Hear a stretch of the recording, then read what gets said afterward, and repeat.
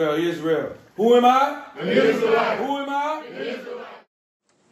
1 Corinthians chapter 15, verse 58. Therefore, my beloved brethren, be ye steadfast, unmovable, always abounding in the work of the Lord, for as much as ye know that your labor is not in vain in the Lord.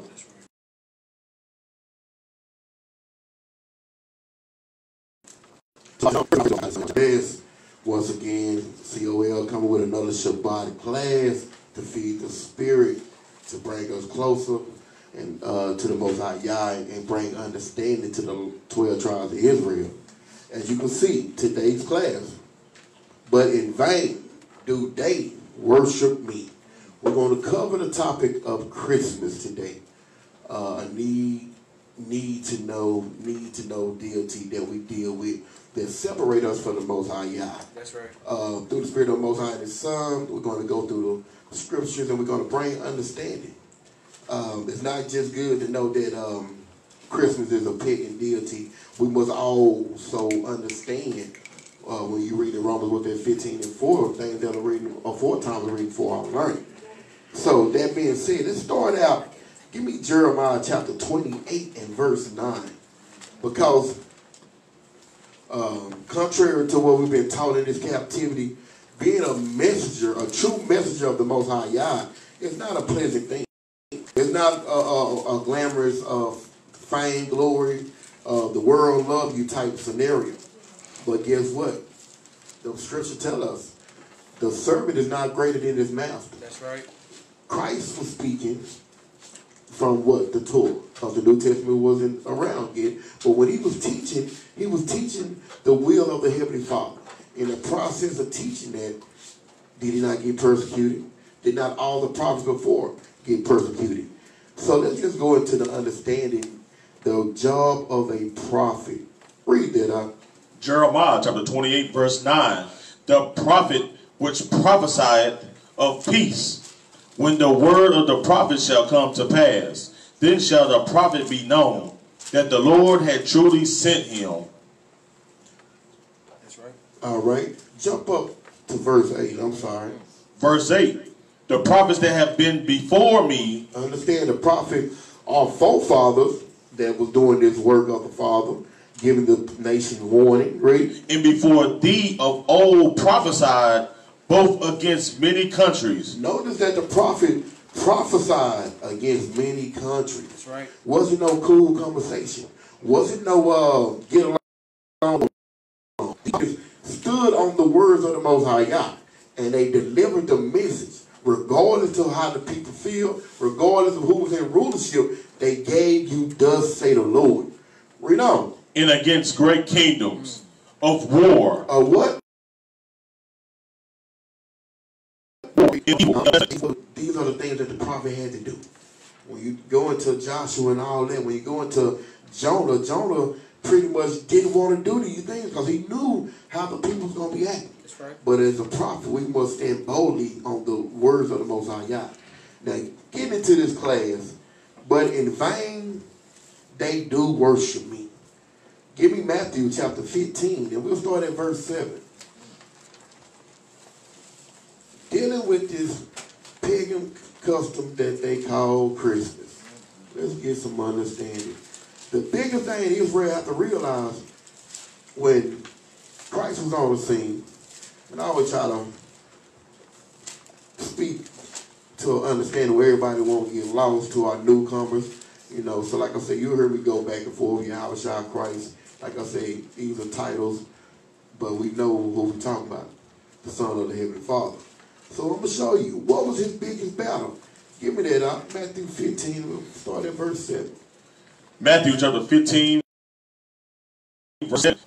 What did Christ say, read? Ye hypocrites, well did Isaiah prophesy of you, saying, this people draw nigh unto me with their mouth. So this is what Christ was dealing with. He's addressing, calling the pretty much the Pharisees and scribes at the time, even all the Israelites at that time, because this is during our Roman captivity, he's calling them hypocrites. Read on.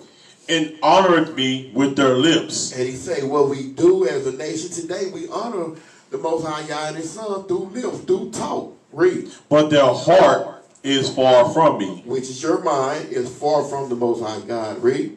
But in vain they do worship me. This is what we have to realize. When you think about it, we're going to go through this class today.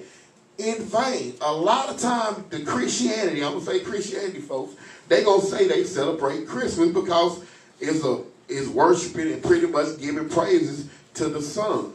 But read verse 8, 9 again. But in vain they do worship me, teaching for doctrines the commandments of men. This is what's going on.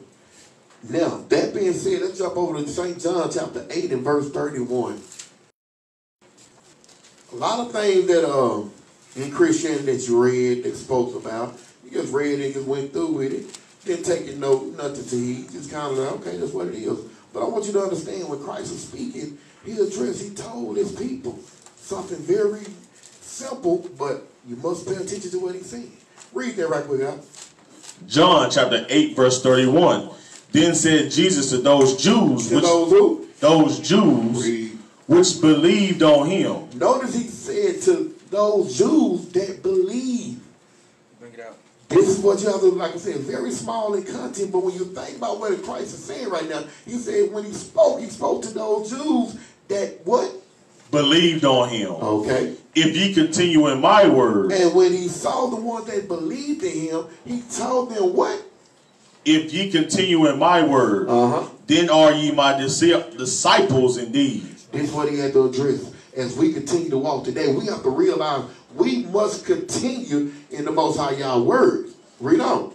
And ye shall know the truth. In the process of doing that, you're going to be able to what we read in 2 Timothy, pretty much righteously dividing the truth. That's right. By you continue in the truth, you're going to know what's lie. Read on. In the truth make you free. And that truth going to bring understanding to what we should be doing. That truth going to bring manifest what is righteous and what is not righteous. Because we know the truth is the oracles of the power. That's right. So, that being said, give me Mark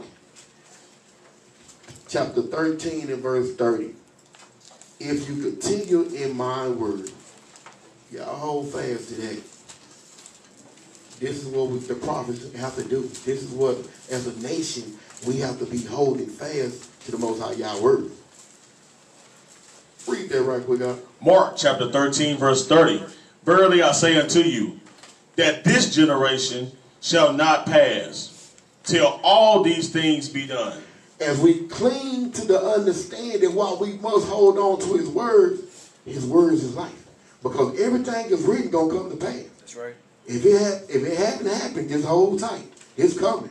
Because we know the Most High Yah cannot lie. Read on. Heaven and earth shall pass away. So all the things that you know on this earth shall pass away. And even in the scripture, say heaven shall even pass away. But read on. But my words. But what? My words shall not pass away. So we have to realize this. This is very powerful. It seems very small. Christianity, you can read through hallelujah, thank Jesus. But he said, but my word. That's why he said, if we continue in his word, read on. But of that day and that hour knoweth no man. Okay. No, not the angels which are in heaven, neither the Son, but the Father. But the who? The Father. It's serious business. Read on. Take ye heed. Do what? Take ye heed. Read on. Watch and pray, for ye know not when the time is. So when the scriptures say, take ye heed, they just like walking into the backyard and say, beware. The first thing you do, you looking around, but hold on. Beware is to be very cautious of what's about to happen. That's right. What might happen. So when the Bible tell you, pretty much, take ye heed, watch and what? Pray. This is what we have to realize.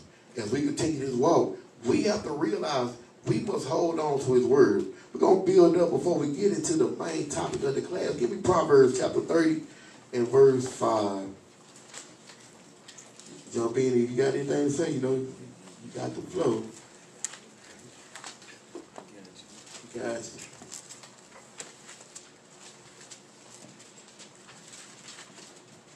Read that right quick, huh? Proverbs chapter 30 verse 5. Every word of God is pure. So this is what we examine. Every word of the Most High Yah is pure. Read.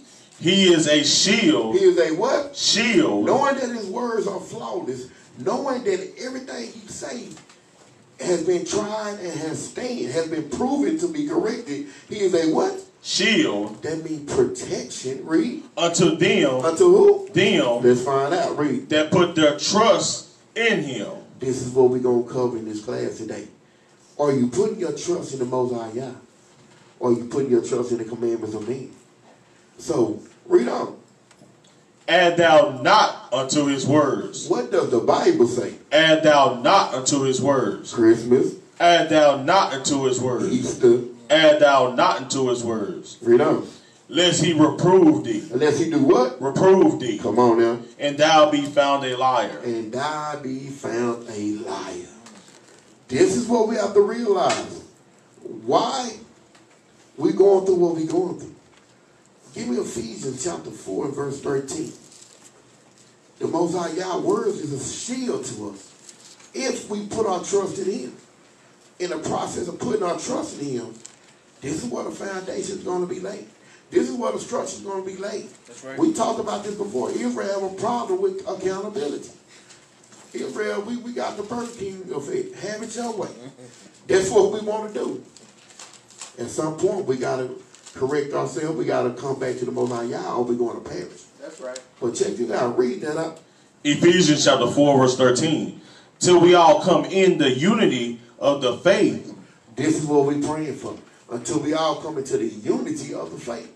Sometimes, man, I mean, a lot of people don't want to remember the days old. They don't want to come back and just realize who taught us everything. Our oppressor. That's right. So read that again out. Till we all come in the unity of the faith. That's what Paul is addressing right now. It's going to be a fight. He said until we come. Did he say we there yet? Did he say we where we need to be? He said until this day come, let's see what's going on. Read. And of the knowledge of the Son of God. And we have to come into the knowledge of the Son of God, which was the Word became flesh. That's right. Read on. Unto a perfect man. Unto the measure of the stature of the fullness of Christ. Read on. That we henceforth be no more children. No more children. That just goes into, we all children of the Most High Yah. It just goes into the understanding of young in the faith. Not having full understanding.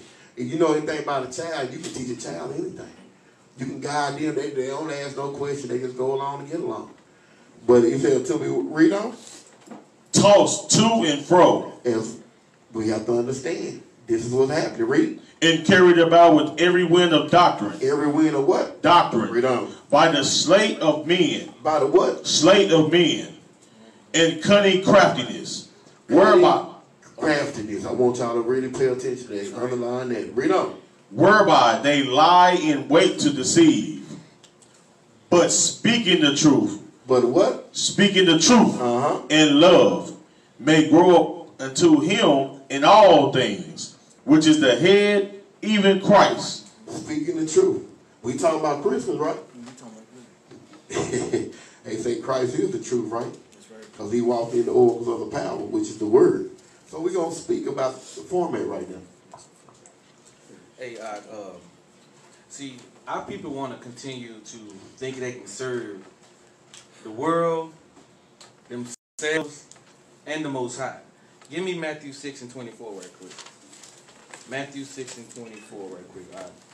When you get there, read that. Matthew chapter 6 verse 24. Read it. No man can serve two masters. What Christ say? No man can serve two Christ masters. said no man can serve two masters. Christmas. No man can serve two masters. The tree. No man can serve two masters. Read on. For either he will hate the one. Gonna do what? Hate the one. They're gonna hate you because guess what? When you tell them you shouldn't be celebrating Christmas, they're gonna hate you for that. Oh, we just doing it for the kids. Or we just doing it for the family. We just doing it for the camaraderie. Read on. And love the other. And what? Love the other. Read. Or else he will hold to the one. He gonna do what? Hold to the He one. gonna hold to Christmas. He gonna hold to the family things that they thinking that's gonna be right.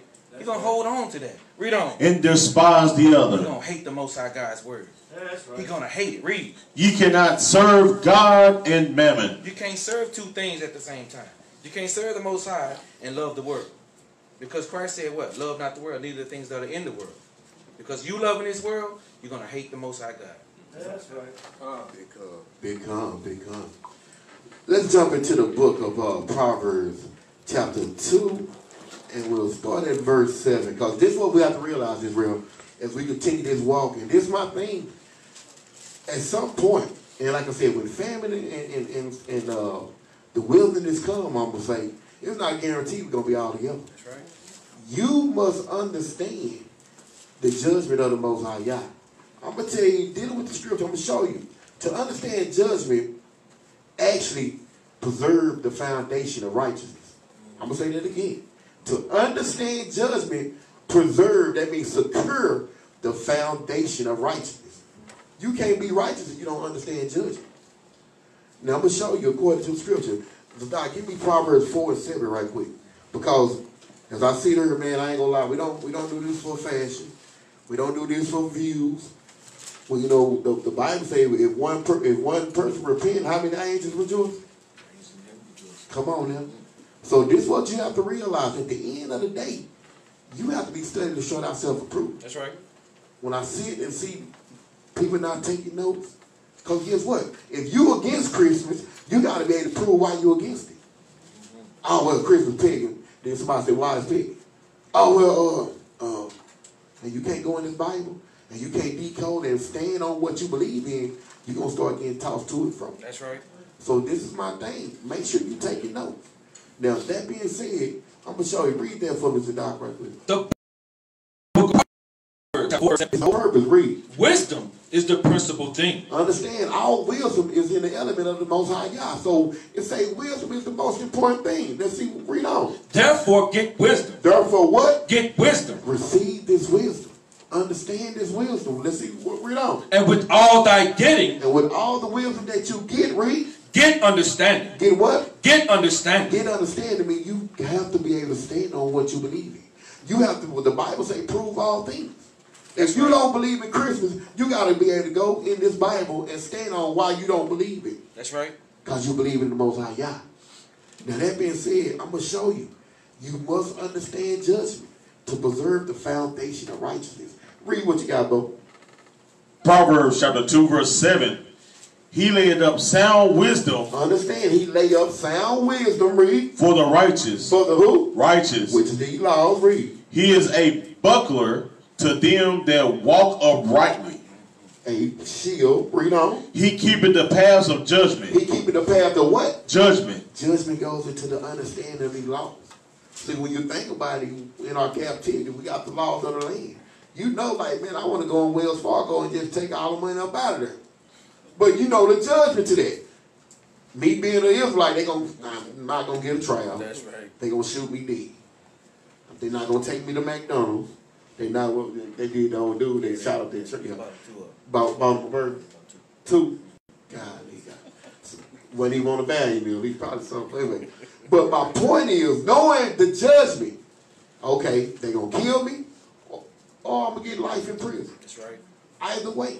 So, read that again, Bo, verse 8 again. He keepeth the paths of judgment. The Most High God understand and giving us the understanding of these laws, but we got to study to have that understanding of if I keep the commandments, this is what happens. If I don't keep the commandments, this is what happens. So read verse 8 again.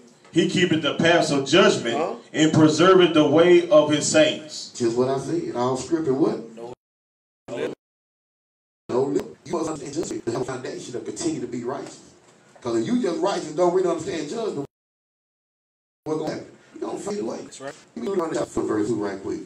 Now coming to the understanding that the only nation that have an opportunity to be righteous is the one that was given the organs of the Most High God. And to see the thing is, when you read that in Baruch, you say don't give your honor to a strange nation. You can steal the laws. Esau can try, which he won't, because he got to be truthful, tell her who he is. But you can try to take this book, and you not of the 12 tribes, it won't profit you any. The Most High Yah not waiting for Moab to keep the commandments. He know Moab can't keep the commandments. He not waiting on Esau to keep the commandments. He understands we are the only one that's going to be able to decode this Bible. That being said, let's get back to our glory and who we are. Read that right quick, God. Yeah, 14:2. Deuteronomy.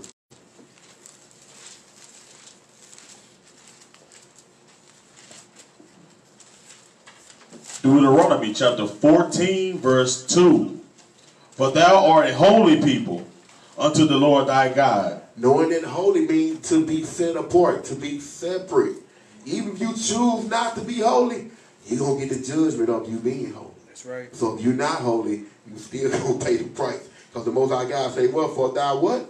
For thou art a holy people unto the Lord thy God. And the Lord had chosen thee to be a peculiar people. To be a peculiar people. Read. Unto himself, above all the nations that are upon the earth. So that being said, what is written cannot be broken. That's right. When you choose not to be set apart, when you choose to just go along and get along, give me James 4:4 right quick. We got to deal with something today. Knowing that we're supposed to be set apart. Knowing that you're an Israelite is not enough. Okay, I know I'm Judah, I know this and that, but we still part of the world. We choose not to come out the world. Let's see what the Bible says. James chapter 4, verse 4. Ye adulterers. Ye what? Adulterers. Read. And adulteress. Know ye not that the friendship of the world is enmity with God? Now stop right there, because when I was in Christianity, I was thinking like I was a child. And I'm sitting there, I'm about 15, so I'm sitting there like, well, I'm not married, so I'm not an adulteress or adulteress. I'm going to show you something. Give me Wisdom of Solomon, chapter 14, and verse 12 right quick. That's what I want. Because this wasn't getting to me, because Christianity wasn't getting read to that. Okay, I'm not married, man, so I ain't doing none of that. So I'm pretty good. Let's see the element of being an adulterer or adulteress. The book Wisdom of Solomon, chapter 14, verse 12. For the devising of idols. For the devising of idols. Anything that we put before the Most High Yah. Anything that we glorify more than Him or above Him is an idol. That's Some right. of y'all made yourself an idol. But read on. Was the beginning of spiritual Hold fornication. up. Was the beginning of what? Of spiritual fornication. So this when we talk about being adulterers and adulteress. This is spiritual fornication. You celebrate Christmas, you spiritually That's fornicate. right. Easter, anything that's outside, we get read a while ago, say don't take away and don't add to. So this is what we're talking about. Spiritual fornication. Finish it out. And the invention of them, the corruption of life. The what? The corruption of life. This is the foundation to everything. When we left the Most High Yah, this is what happened. We dealing with spiritual fornication. You left your nationality. You don't want to come back to who you are. You want to keep Sunday worship.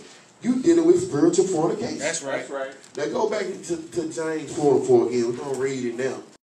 So we added everybody to the bucket now. Some of y'all single folks don't bother me. Let's go back. Read that right quick. James chapter 4, verse 4. Ye adulterers and adulteresses, know ye not that the friendship of the world is enmity with God? So if you dealing with anything in this world, on worshiping or whatnot, you're an enemy to the Most High Yah. Read on. Whosoever therefore will be a friend of the world is the enemy of God. Ooh, I only got to break that down. That's self-explanatory. Read on. Do ye think that the scripture saith in vain? The spirit that dwelleth in us lusted to envy. Understand, Israel. We must, like Paul say, renew our mind with the biblical truth of the Bible. That's right. Because our flesh, man, hey, Christmas, what that is. You feel good about your Christmas. Your children respect you more around Christmas. Boy, that be, back in the day, that'd be the best month of the year. Daddy, you want me to wash the car? Mom, I want me to clean out the closet. What's wrong with them? What's going on? Which they should be doing this all throughout the year. But on that month, everything is good. Bring it out. So, that being said, let's move forward. Give me Leviticus chapter 18. We're going to start at verse 1. Let's go back. Here a little there. All praise to the Most High God.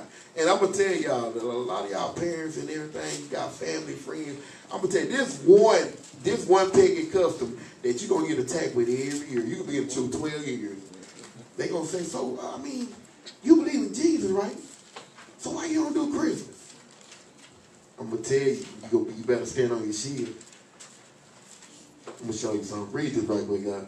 Leviticus chapter 18, verse 1. And the Lord spake unto Moses, saying, Speak unto the children of Israel, and say unto them, I am the Lord your God. Who God? Your God. Read on.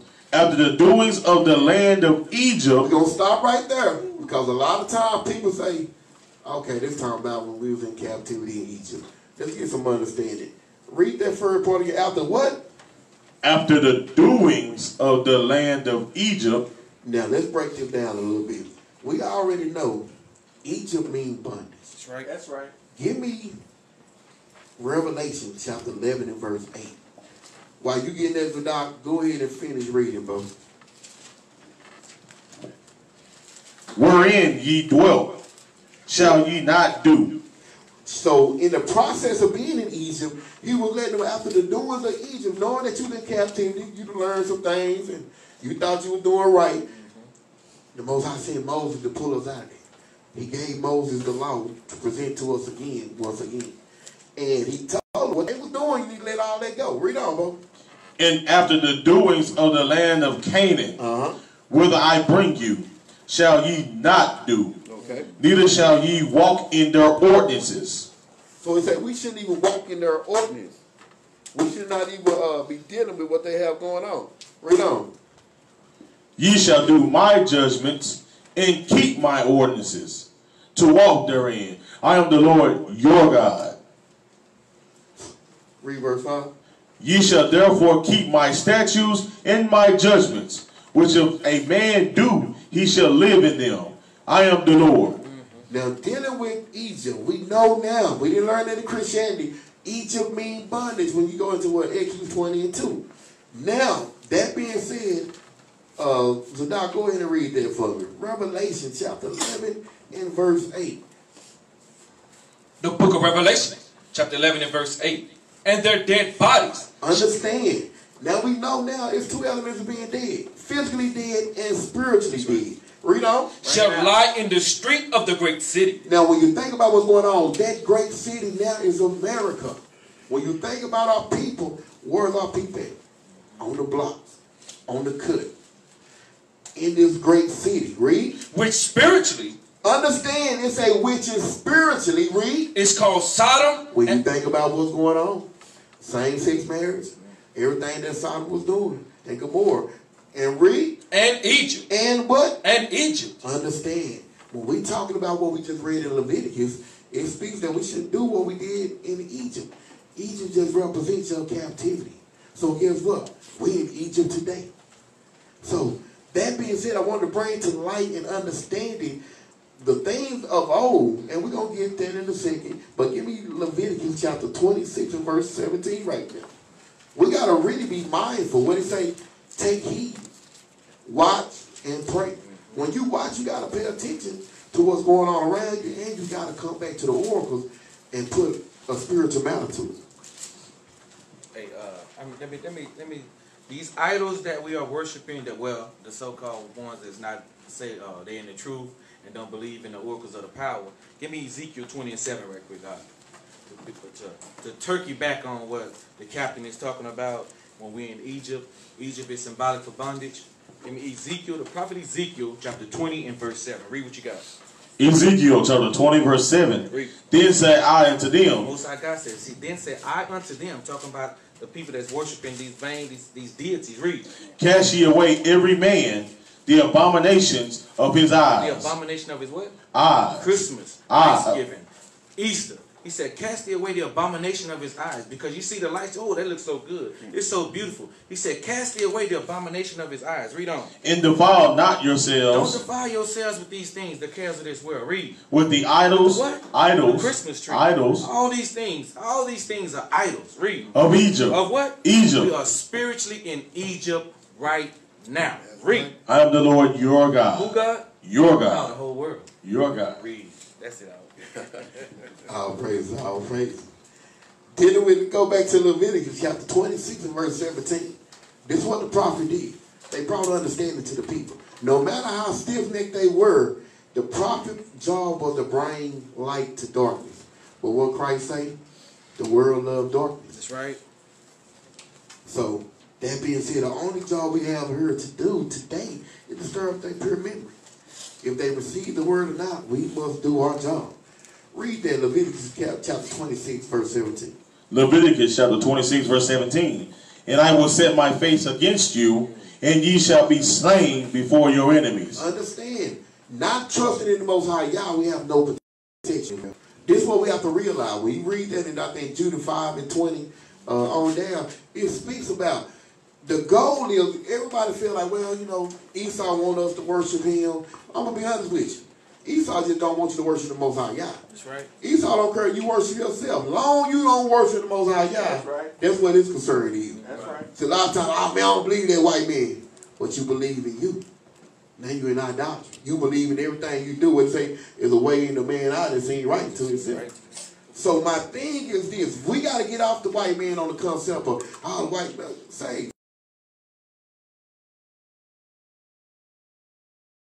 Sometimes we are big. That's right. White man like, hey, I playing seven long thing. We think the KKK. What took over the KKK? Gang rap music. KKK now say, I don't gotta go kill her. I ain't no black man. I just give him a record, label. You know what I'm saying? That starts a controversy. They gonna kill themselves. Man, I'm telling you. Now read that again out. And I will set my face against you, and ye shall be slain before your enemies. This what's going on. Now check this out. Read. They that hate you. Hold on, wait a minute. Through the prophet, he's addressing, they that hate you, read. Shall reign over you. Shall what? Reign over you. Read. And ye shall flee when none pursueth you. In Christianity, I don't know how they read this. I don't know how they took this. They probably didn't read it. They thought Sister Williams because he had the dress on. No, this bigger than this. He said, they that hate you. When you realize it's Israel against the world, this is what you have to understand. It said they. It didn't say him. It didn't say her. It didn't say them over there. That's what you be saying, them over there. It said they that hate you is going to rule over you. That's right. In the process of ruling over you, they can't teach you nothing that's true and that's righteous. Now that being said, let's get something going now. Give me Proverbs 3 and 31. We're about to get into it. We're about to get rolling now. Proverbs 3 and 31. Read that when you get there, bro. Proverbs chapter 3, verse 31. Envy thou not the oppressor. Christianity never identify who the oppressor is. I tell people all the time, we street teach. I say, brother, I'm not your oppressor. I can't cut you like that. I can't discriminate on your mortgage loans and all that. I don't own no bank. You own a bank, God? Come on now. So what does the Bible say? Envy thou not the oppressor. So the oppressor is the ones that's in rulership right now. Read on. And choose none of his ways. And it say, do what? Choose none of his ways. Your pastor can never teach you that or tell you that, because guess what? His Sunday worship came from his what? Oppressor. That's right.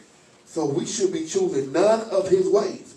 Now that being said, give me Jeremiah 2 and 14, because when you think about it, we've been oppressed for a long time. The prophet Jeremiah spoke about it. He was fed up and tired. When I read this precept, now knowing that I know that Jeremiah is an Israelite, knowing that I'm an Israelite, I can really relate to him when he was prophesying and when he said this.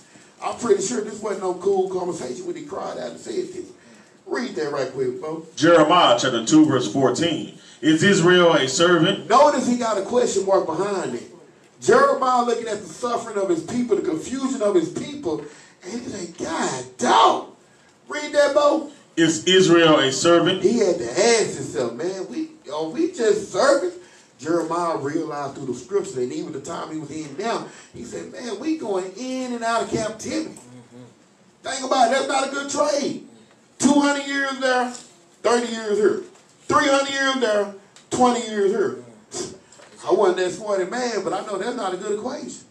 So Jeremiah was crying out. There wasn't no cool talk when he was prophesying it. Read that again, Bo. Is Israel a servant? Read on. Is he a homeborn slave? Why is he spoiled? Why we keep going back into captivity? Why we keep the same thing we did for that our forefathers did? We doing the same thing. They just changed the name to change the game. That's right. Come on. We went from what we say, a Christmas tree to a palm tree. We're not a palm tree to a Christmas tree. Oh, well, no, it's not the same type of tree, though. Come on, man. This is what we're going to cover today. Now, let's get into it. Give me Ecclesiastes chapter 1 and verse 10. We're about to cover some things now. Only thing the prophets can do, man, we can't save anyone. Only thing our job is to give you warning and try to stir up your pure memory. And let the Most High Yah do his thing, if you allow him to. That's right. Read that right quick, huh? Ecclesiastes chapter 1 verse 10. Is there anything whereof it may be said, see, this is new? Notice this is the wisest king of them all. We're dealing with Solomon writing. He said, where is there anything could be said, this is new? Oh, no, man, what you talking about, that's old. See, what I'm doing is new. Read that again. Is there anything whereof it may be said, see, this is new? This is a question. Read. It had already been. Oh, what does the Bible say? It had been already of old time. Okay. Which was before us. Which was before us. Read on. There is no remembrance of former things. This is what we have to realize. The Most High Yah has stripped us from a lot of this knowledge. It's like this. When this word was given to us freely, we didn't receive it. So now he said, you know what? What they say in the streets now, they say apply pressure.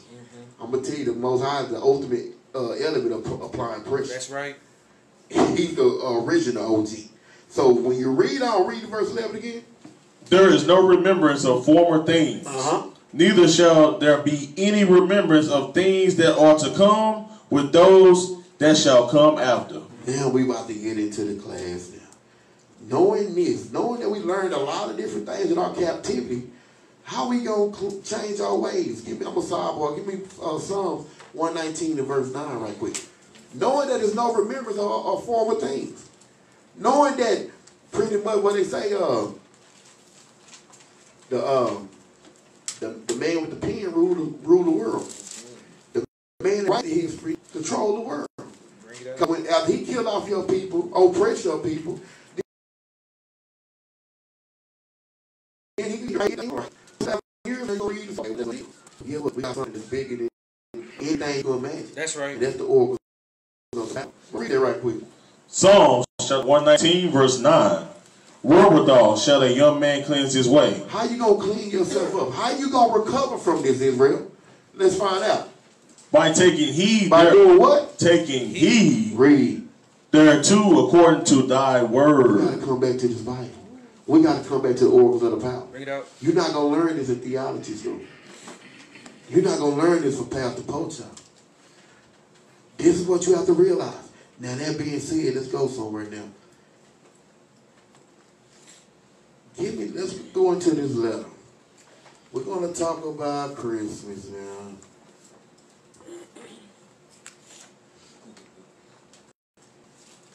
Read that out. Nimrod, the grandson of Ham. So understand, Nimrod is the grandson of Ham.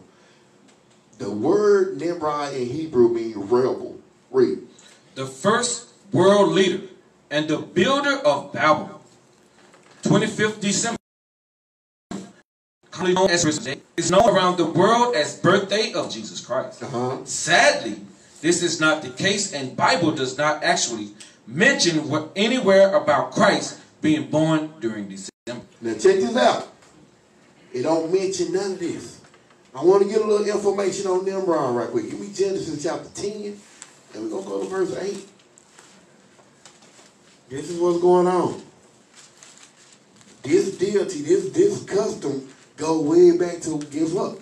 One of our captivity. That's right. The Babylonian captivity. But guess what? You don't even know you was in captivity in Babylon. That's right. You read it like, man, it's a good little novel. Don't know you was a slave over there too. Read that right quick. The book of Genesis, chapter 10, verse 8. And Cush begot Nimrod. So, and Cush begot Nimrod, read. He began to be a mighty one in the earth. So understand, at this time, this was what we just read a while ago, he was pretty much the first world leader at this particular point. He became a mighty one among, read where you at? He was a mighty hunter. He was what? A mighty hunter. This is what we have to come into understanding now. Nimrod wasn't hunting sheep. Nimrod was a hunter of souls. So when he was a mighty hunter, he was pretty much dominating and conquering the world. He was pretty much oppressing the chosen seed. Right. So he was a hunter of souls. Understand that. Read on. Before the Lord.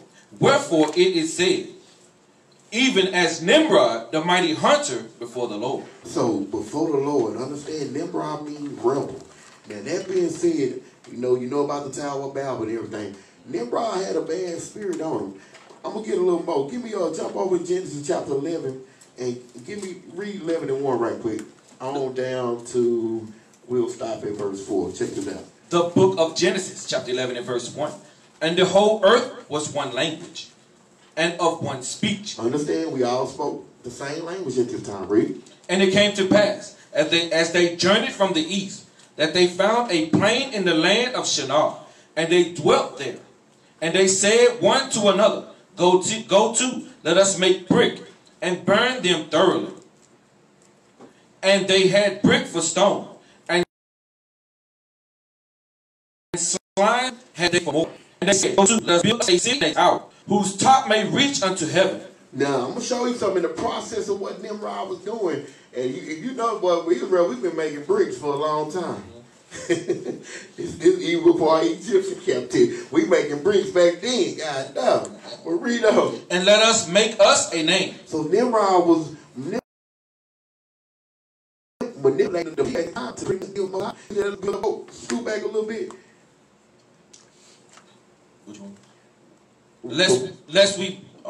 And let us make us a name, lest we be scattered abroad upon the face of the whole earth. So understand why Nimrod was doing this. He was trying to deal with the Most High. And at the time, remember, the earth was destroyed by water. So he said, let us build us a tower that goes up to heaven. So guess what? Pretty much when we do what we going to do, Most High y'all try to flood things, we still going to be good. This is not a good spirit that Nimrod had on him. Read verse 5 just to show you. Verse 5. Who was building this tower. And the Lord came down to see the city and the tower. Okay. Which the children of men builded. Which is the children of men is the 12 tribes at this time. The chosen seed. Servitude once again. Now they give you the understanding who Nimrod were and the spirit that he had. He was a rebel against the Most High Yah. Pick up what we left off there. Nimrod, the Lord of Christmas.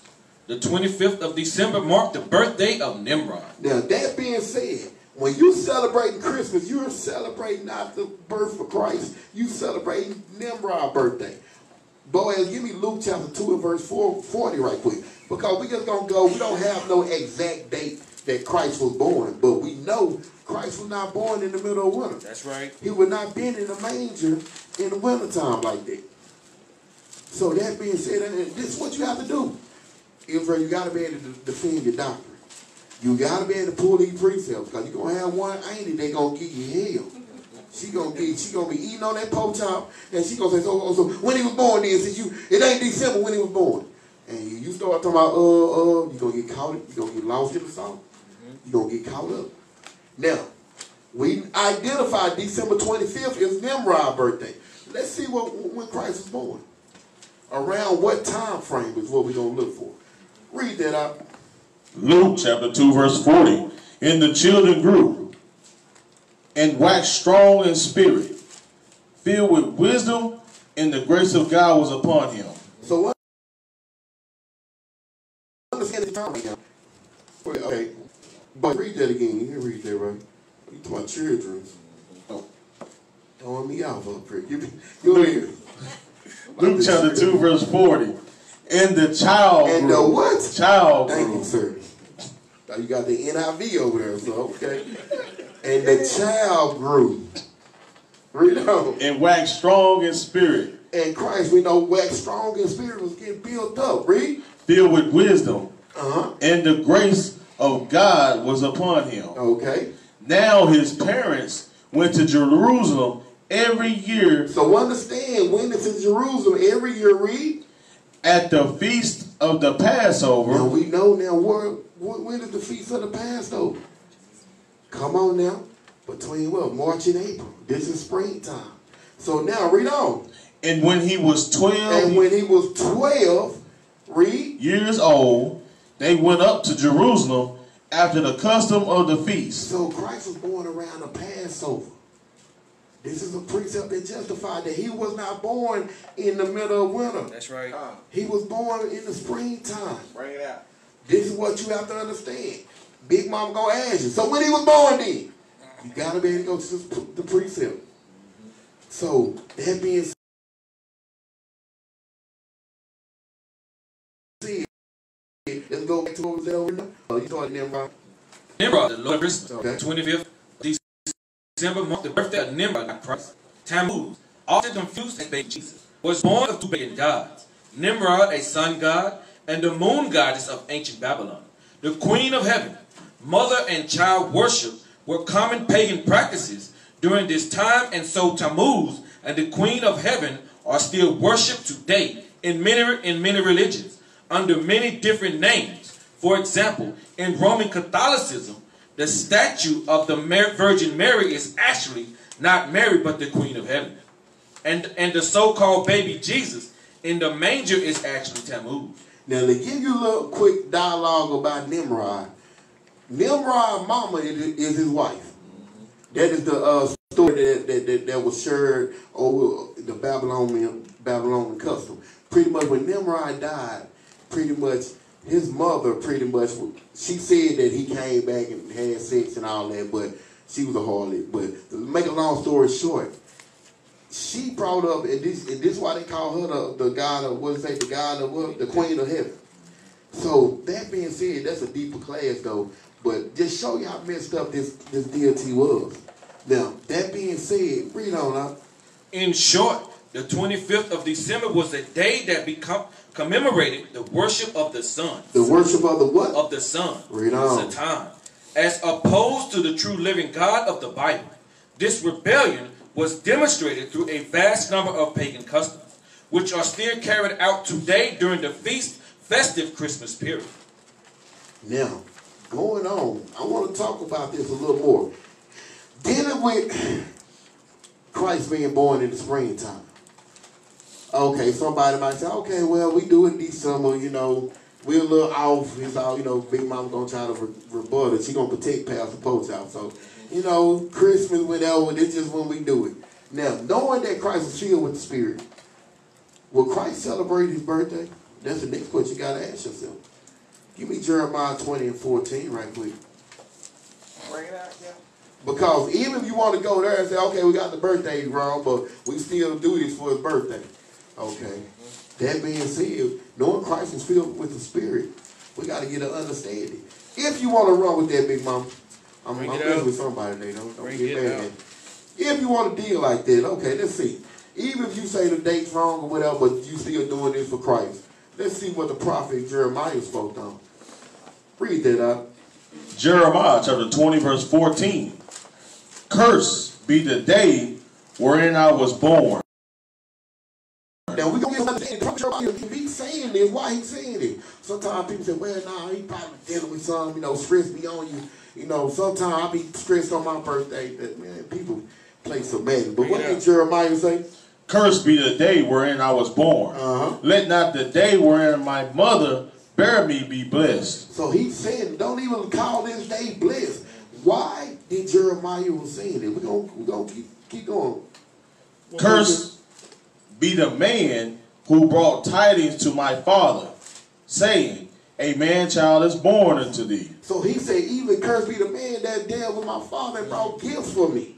Because why would Jeremiah say this? We're going to get some understanding. Making him very glad.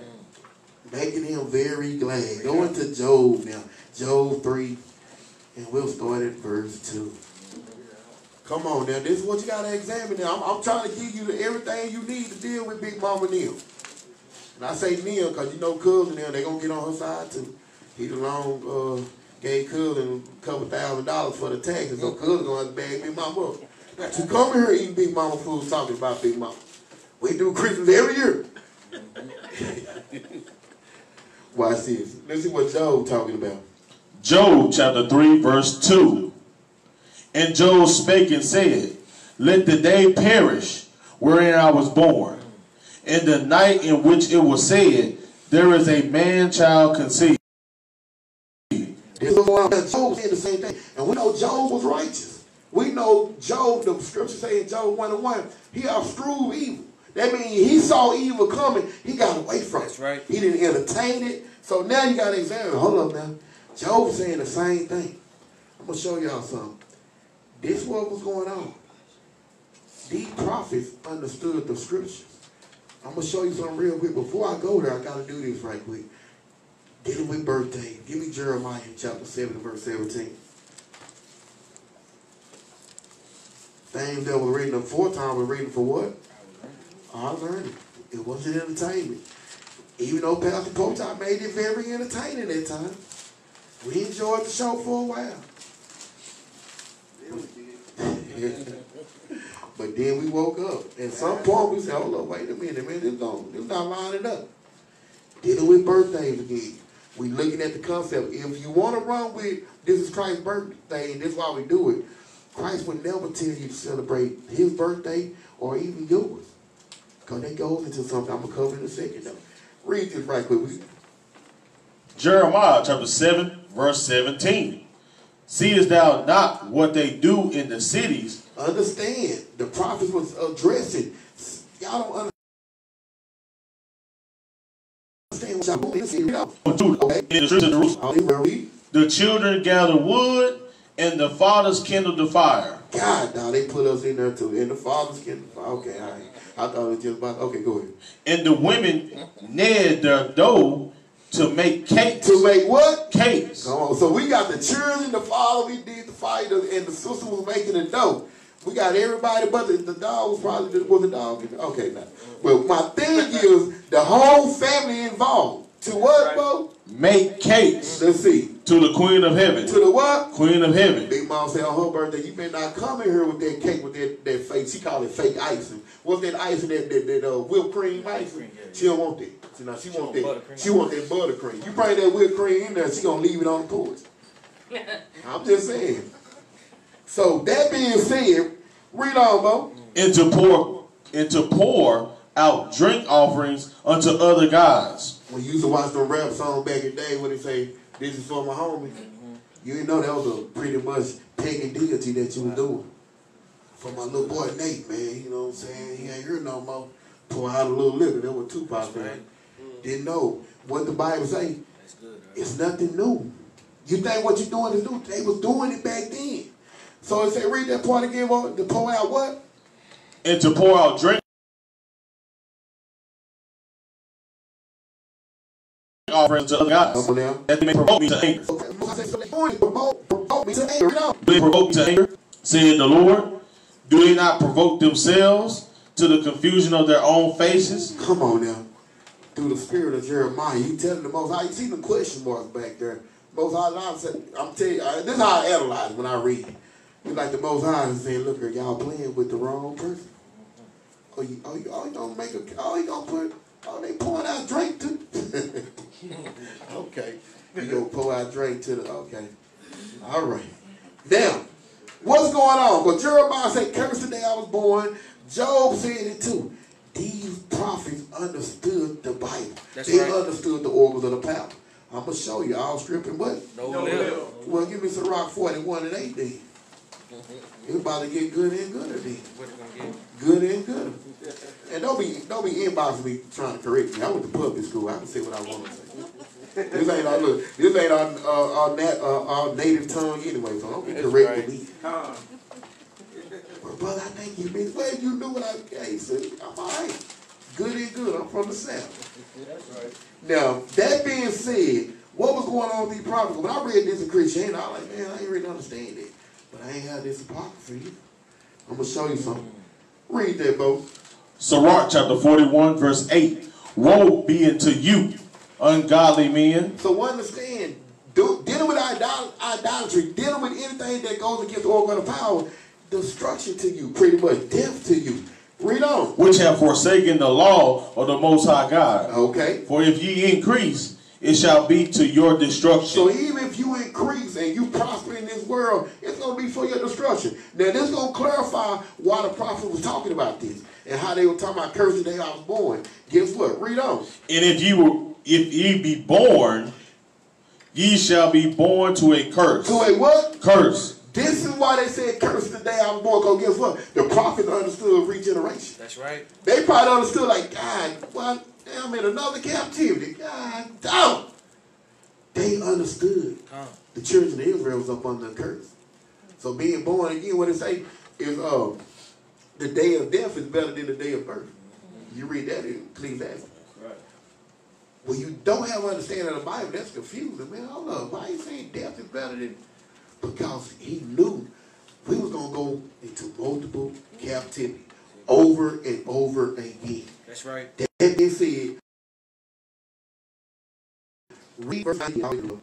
If ye be born, ye shall be born to a curse. And if ye die, a curse shall be your portion. Oh my goodness. This is what the prophet understood. This is why they was operating how they was operating. They know being born, you born to a curse. If you die, you're going to get a portion of this curse. I don't care. Look, you might, for example, everybody talked about Michael Jackson. Oh, Michael Jackson, man, that dude making money when he was 5 years old. Michael Jackson didn't know he was going to die at 50, did he? He didn't know that. Somebody said, well, he grew up fast. And guess what? He didn't know 50 was going to be his last day on this earth. Now, this is what's going on. The prophets understood. If you're born up, and it's like you born up under a curse. That's right. You celebrate me, I done came back. And I got hung 200 years ago. so, that being said, let's move forward now. Give me 2 Timothy verse 3 and verse 1. Dealing with your birthday. So then we realize Christ wouldn't ask you to celebrate his birthday. He don't want you to celebrate yours. I tell people all the time, in reality, we're riding out our time. That's right. Whatever captivity you're on, hey, just know we got next. But that being said, what does birthday actually exemplify? What does it do? I'm going to show you. 2 Timothy chapter 3 and verse 1. Read them, bro. 2 Timothy chapter 3 verse 1. This know also, that in the last days perilous times shall come. This is what we dealing with right now. Read. For men shall be lovers of their own selves. Lovers of what? Their own selves. Your birthday. Their own I'm selves. going to tell you something. You miss somebody's birthday, man, they might not talk to you till the next birthday. It be that crucial around here. That's right. Now, my thing is this. That's People right. say, what's wrong with celebrating birthdays? I'll tell you like this. You got millions, billions of people in the world. I'm just going to deal with the Israelites. If you celebrate your birthday, guess what? Somebody's birthday going to fall on Shabbat. Somebody's birthday going to fall on Passover. Somebody's birthday going to fall on Feast of Dedication. That's right. See, when you start making your own self as being righteous, and this is my day, not knowing this is what the oppressor does to us. In our Greek captivity, in our Roman captivity, in Babylonian captivity, this was not our custom. We don't make our own day to erase any day that is the high holy days of the Most High God. But read on. Covetous, boasters, proud, blasphemers, disobedient to parents, unthankful, unholy, without natural affection, truce breakers, false accusers. False of what? Accusers. Read on. Incontinent, fierce, despisers of those that are good. Despiser of those that are good. This is what happened when you go into celebrating your birthday. You go into idolatry. You go into worshiping of self. We just talked about that earlier. Now, that being said, let's go back to what we was at earlier. Let's go part 2, dealing with Christmas.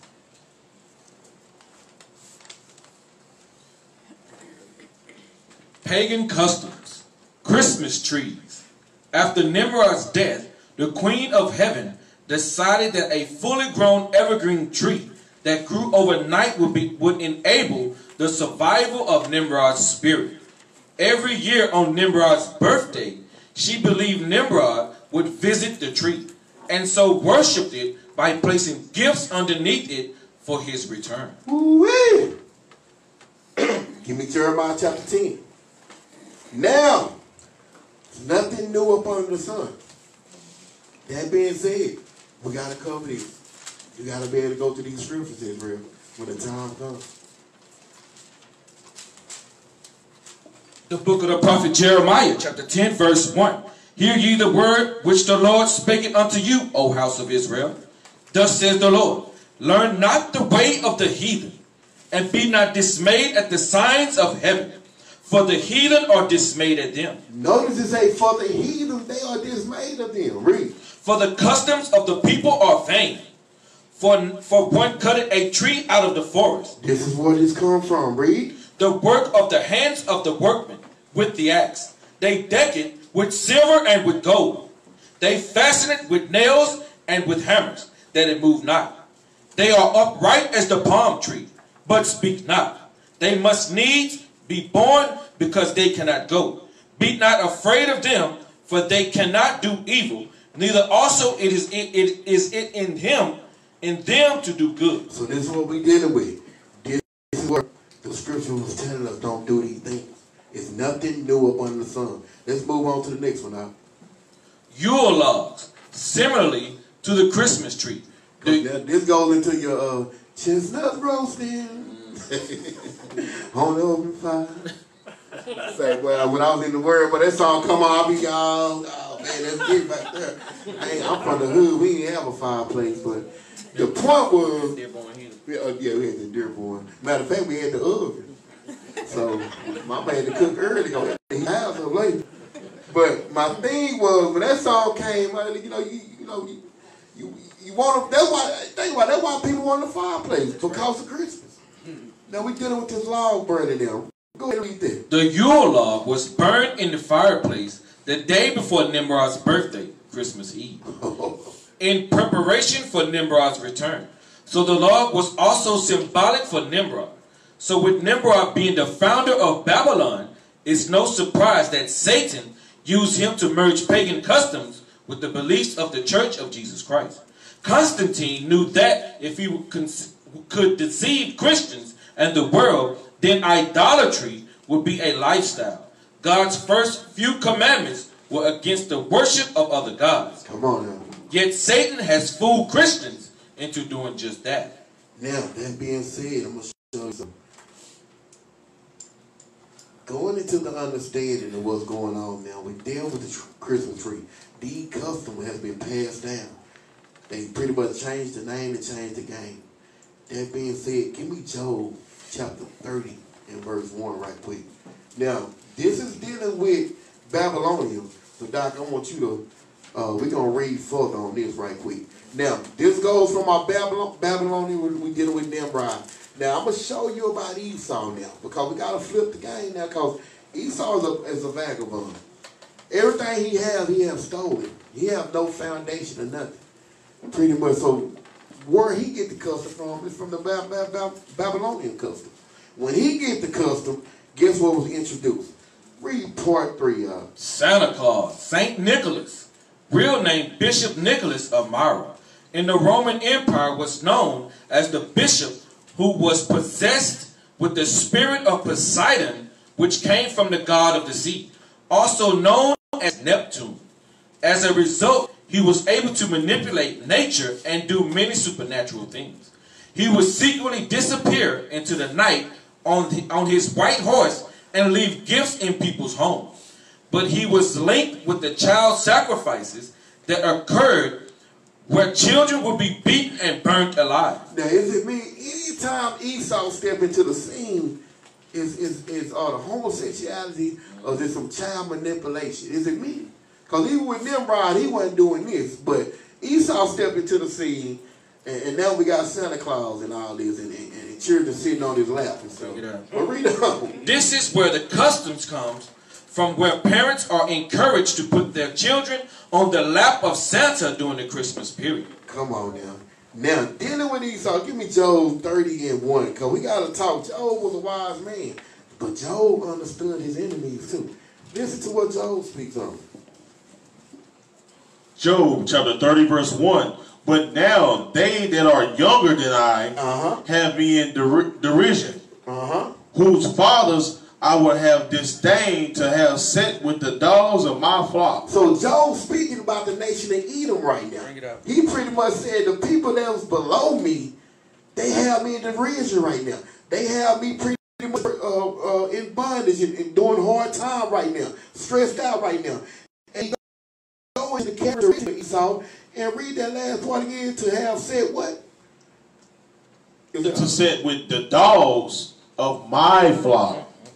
Job said, I wouldn't even set these nation of people with my dog, because they're going to end up molesting him. This is what Job is saying. Go and jump down to verse 8, Bo. Verse 8. They were children of fools. So understand he's addressing this nation. He said they were children of fools. Read. Yea, children of base men. Children of what? Base men. We dealing with a base man that's running this nation right now. That's right. Read on. They were viler than the earth. Understand, violence, you don't have no place. You roam everywhere. That's right. Everywhere you go, you pretty much bring your disease. You kill, steal, and destroy. That's what you do. You never can have a point where, hey, I'm going to settle down here, I'm going to take care of my business. They're always seeking to devour. Read on. And now am I there? Song, yeah. I am their byword. What did Job say? I am their byword. He said, man, now the people that I count as nothing pretty much, just like Yahweh did in the Most High, he said, I'm their byword now. I'm their porch monkey. Now, I don't want them about my dog, but now I'm the dog. This is what Job was identifying. Now, that being said, I'm going to show you something. We're going to get a little more on that. We deal with St. Nicholas. They go into the understanding, knowing that they pretty much kill, steal, and destroy, and they adopt other custom and pretty much say it's their own custom. Go ahead with what they introduced to the Christmas spirit, I'm going to say. What is Saturnalia? Saturnalia, the most popular holiday on the ancient Roman calendar, derived from older farming-related rituals of midwinter and the winter solaces, especially the practice of offering gifts or sacrifices to the gods during the winter sowing season, the pagan celebration of Saturn, the Roman god of agriculture and time. How the Romans celebrated Saturnalia. Now we dealing with Esau now. Nothing, what we just read in Ecclesiastes, nothing new upon the sun. He took this custom from Babylon. Let's see what twist he put on it. During Saturnalia, work and business came to a halt. Schools and courts of law were closed, and the normal social patterns were suspended. Now I'm going to show you something. In this captivity, now dealing up under Esau, I'm going to show you how, because I always wonder, like, why are people so excited about Christmas? You're going to find out. Watch this. People decorated their homes with wreaths and other greenery, and shed their traditional togas in favor of colorful clothes known as synthesis. Even slaves did not have to work during Saturnalia. Read that again. Even slaves did not have to work during Saturnalia. This is what this come from. Now you realize it now, like, hold up. So even though this is a pretty much pagan deity, just like right now, some of y'all was off the other day. There's nothing new up under the sun. So even a slave, they didn't have to work on this day. Couldn't spell Saturnalia, but they was happy when it came. Say, Saturday, woo, I'm glad when it go. We gonna have to work. Happy Merry Christmas then. Read that again. Even what? Even slaves did not have to work during Saturnalia, but were allowed to participate in the festivities. Wait, so they allowed to participate in the feast? This is crafty counsel. Read this. In some cases, they sat at the head of the table while their masters served them. Woo-wee. Wow. Now, I'm going to show you the concept. I'm about to tell my age a little bit, but do y'all remember that movie that Ice-T made they called Surviving the Game? If you haven't seen that movie, raise your hand if you've seen that movie, Surviving the Game. Everybody need to see that movie. This is where they take a homeless brother, which was Ice-T, off the street corner, and they tell him, you know, he won his money, some wealth was laid out for him. So they take him in his helicopter. He's homeless. They tell him he got a mansion, and somebody left him some money. And they fly him to, Esau, he got land everywhere. They fly him to this island. And this island is this big, nice cabin. It was about 5 of them. and they in the cabin, and they eating. They ask, what you want to eat? Now, this guy is homeless. So Ice-T at the time, he eating at the table, he enjoying everything, and he looking at the other people. There was one guy that was there, he wouldn't eat. He was just shaking. Ice-T eating, and matter of fact, he was eating pork on the board. He was eating pork and eating all type of stuff, dressing. So Ice-T like, man, what's going on? So Esau, and it's a trip, Esau put this right in front of your face.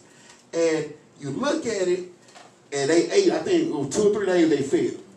Then they come in and do say, well, I hope you enjoyed the Lord's Supper. Ice-T eating, he like, what you talking about? So he said, you got 5 minutes. So they eat. Now, a couple people leave the table, Ice-T still there. They come in, and guess what? They start shooting. It's an island, they hunting them down. The title of the movie is Surviving the Game. Oh, now, you see that. So check this out. Now, going into that, I'm going to show you something. Because like you just read, the slave was served by the master. But this is what you have to realize. Read that next part out. The truth. The blockbuster horror franchise, The Purge. The what? The Purge. Now, I know y'all didn't know, my younger generation, y'all know about The Purge, right? I'm going to share something with you. Esau is not that intelligent. Everything he do, that's why I ain't gonna lie. When I watch movies and I see some stuff that's kind of spectacular, I'm like, this might be happening. Because Esau is not that crafty. But I'm going to show you. Read on. The blockbuster horror franchise The Purge stole or borrowed its terrifying plot from a very, very real historical purge ritual.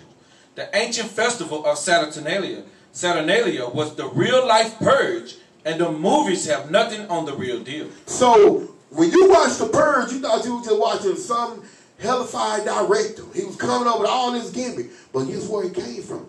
It came from Saturnalia. Read on. In case you've been living under a rock for the last 10 years, The Purge is a wildly popular horror movie franchise set in dystopian future world where for one day a year lawless rules. Lawless rules. Read. During the Purge, all crimes are legal, and people are encouraged to satisfy their darkest desires. This is what's going on.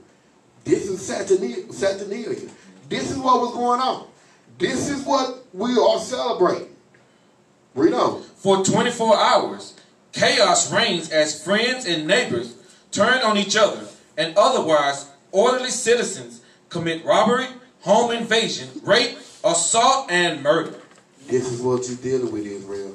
Now, that being said, as we're about to come to a close, this is what we have to realize.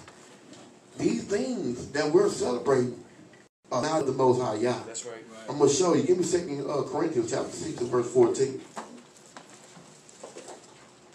Because Big Mama going to fall, but you just gave her all the information, and she going to hit you with what God know my heart.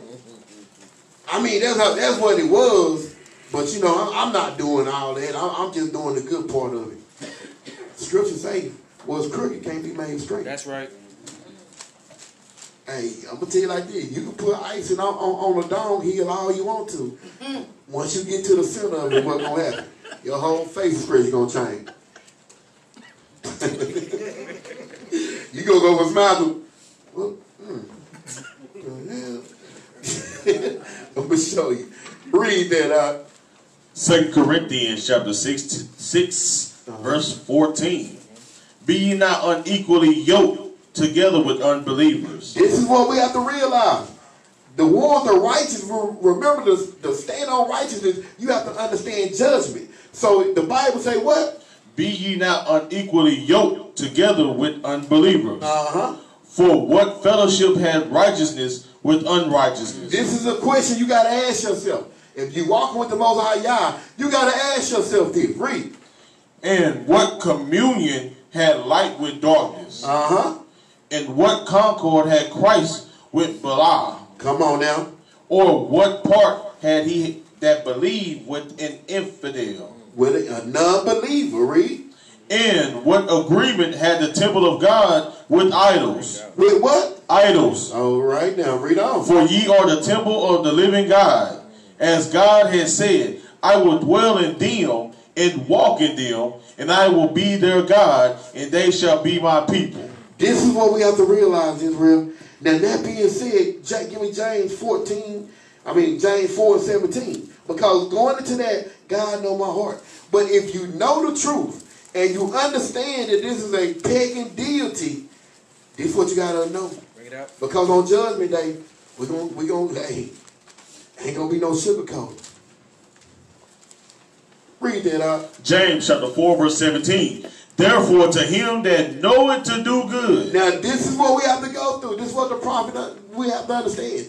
As we continue to let our light shine, even our sisters that walk in the spirit and deal with their friends, as you continue to let your light shine and you deliver that truth and that understanding, read that again, folks. Therefore, to him that knoweth to do good. Because if you know that Christmas is not of the Most High Yah, let's see what's going on. And do it not. And you still choose to not extrude evil and stay away from that foolishness. Read. To him it is sin. To him that is what? It is sin. And when sin is finished, what comes? Death. That being said, give me Ephesians chapter 5 and verse 11. Because somebody might come with you with this one now. All right, okay, for the kid, I ain't gonna do the Christmas tree because you done kind of went in on the tree. Santa Claus, you done went in on that. But I'm just gonna do this for the children. Though I ain't gonna do all that other stuff, but I'm still gonna represent that day, but not all that pagan stuff.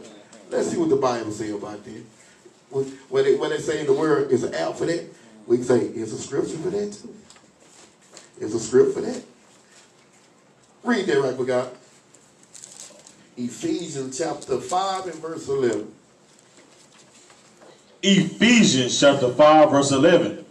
And have no fellowship with the unfruitful. Hold up. What does the Bible say? And have no fellowship with the unfruitful works of darkness. So we supposed to have no fellowship, no form of fashion with the works of darkness. Read. But rather reprove them. But if we're going to be around, we should be doing what? Reprove them. Finish that? That's it. So that being said, this is how we should be operating in the spirit. Now, we're going to go into the understanding of this. Give me Matthew 7 and 13 right quick. Because now we're going into the mindset of some of our people going to come at us like this. So, pretty much, I need to isolate myself. I don't need to do nothing. My whole family celebrate this. So what I'm supposed to do? I don't see nothing wrong with it. Right now, yeah. I'm going to show you something. Talking about your whole family. Read that right quick, bro. Matthew chapter 7 verse 13. This is what you have to realize. When they make these comments, this is what they have to understand. Read. Enter ye in at the straight gate. At the straight gate, read. For wide is the gate, and broad is the way that leadeth to destruction. That leadeth to what? Destruction. What Big Mama doing? Destruction. What Pawpaw doing? Destruction. What little Quater want for Christmas? Destruction. That's what she gonna get. Read on. And many there be which go in thereat, because straight is the gate. Go straight is the gate, read. And narrow is the way. And narrow is the way, read. Which leadeth unto life. Now I want you to read the last part slow. And few. And what? Few. Read. There be that find it. That's right. See, the thing is, man, what the world doing, we gonna stand alone. My first time coming to the truth, I think it was Thanksgiving, man. My whole family was celebrating. I was in the parking lot, I think Whataburger, eating the patty meal.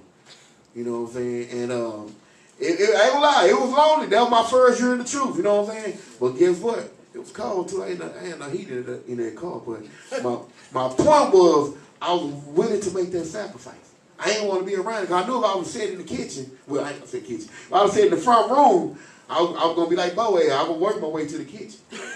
You know, man, I ain't gonna eat what y'all eat. Plates going by. Hey, where y'all restroom at? I'd have went in there. But so I separated myself from it. So isolation is needed because few gonna find that gateway. We're gonna close out on this because sometimes people say, well, you know, I'm just gonna go see my family, man. I ain't fully participate. I'm gonna eat before I get there. You know, I just enjoy seeing my family having a good time. That sounds smooth. Before you learn the scriptures, you might like, okay, I can buy that. I can understand that. He ain't gonna participate, but he just like to see his family happy.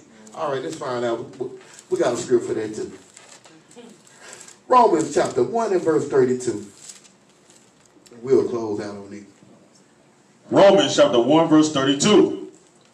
Who knowing the judgment of God? So understand, knowing the judgment of God, knowing the wages of sin is death, knowing we should not have no fellowship with the unfruitful. Read. That they which commit such things. They do commit such things. Read. Are worthy of death. Are worthy of what? Death. Read on. Not only do the same. Not only do the same. Read. But have pleasure. Hold up. So even like you just said, man, I don't want to participate, but I just like to see my children happy. I just like to see my family having a good time. You say, but what?